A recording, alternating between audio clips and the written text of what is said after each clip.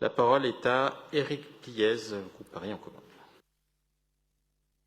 Monsieur le maire, chers collègues, cette délibération concerne les œuvres d'art acquises en 2021 par le Fonds d'art contemporain et les cessions des droits d'auteur afférents et je vais me permettre de faire quelques observations et remarques. Tout d'abord, je souhaite me réjouir de l'enrichissement permanent des collections municipales grâce à ces acquisitions annuelles. Elles sont très importantes pour les artistes, et particulièrement en cette période. Elles le sont aussi pour que Paris garde sa place de capitale de la création culturelle dans le monde.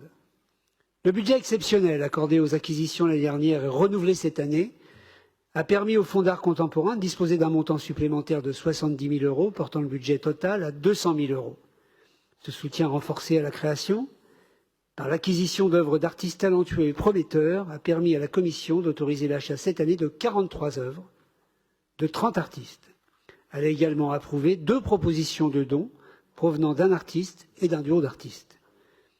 Une sélection de ces acquisitions a été présentée à la dernière FIAC récemment devant 46 000 visiteurs. Je tiens donc à saluer le travail des équipes du Fonds d'art contemporain, la pertinence de leur sélection et leurs actions de valorisation. Ils disposent, chers collègues, comme vous devez le savoir, depuis leur installation en 2020 dans de nouveaux lieux porte de la Chapelle, chez mon collègue Éric Lejoindre, des conditions de conservation optimales pour ce fonds d'art unique de plus de 23 000 œuvres, dont plus de 3 500 pour la période contemporaine. En soutenant la création contemporaine et en s'enrichissant chaque année, cette collection reste vivante et elle est complémentaire de celle des musées parisiens, ayant une vocation toute particulière, celle de sortir de ses murs, d'irriguer culturellement le territoire parisien et d'aller à la rencontre de publics diversifiés. Sa vocation est en effet de favoriser la transmission des œuvres à travers des expositions, dans les équipements et lieux publics, et notamment auprès des plus jeunes, à travers des programmes de médiation dans les établissements scolaires parisiens. Je profite aussi de cette délibération pour saluer l'exposition en cours actuellement depuis le 4 octobre et jusqu'au 15 décembre prochain, Rencontres inattendues. Fidèle aux objectifs du Fonds d'art contemporain, Rencontres inattendues secoue effectivement notre quotidien et trouve son public.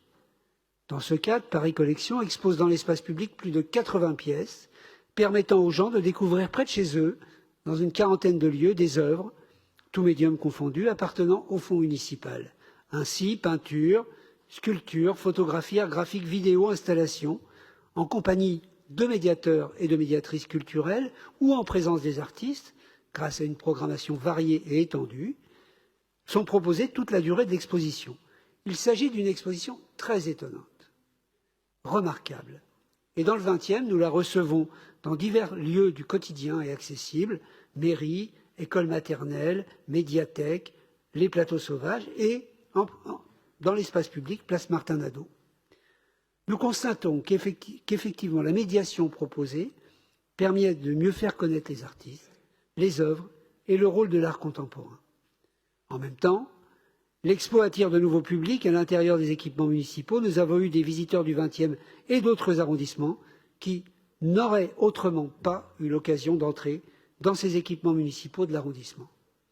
Pour conclure, je vous appelle donc, chers collègues, à voter cette délibération qui permet au Fonds d'art contemporain d'enrichir ses collections en soutenant la création par la commande publique. Merci. Merci, Monsieur le maire.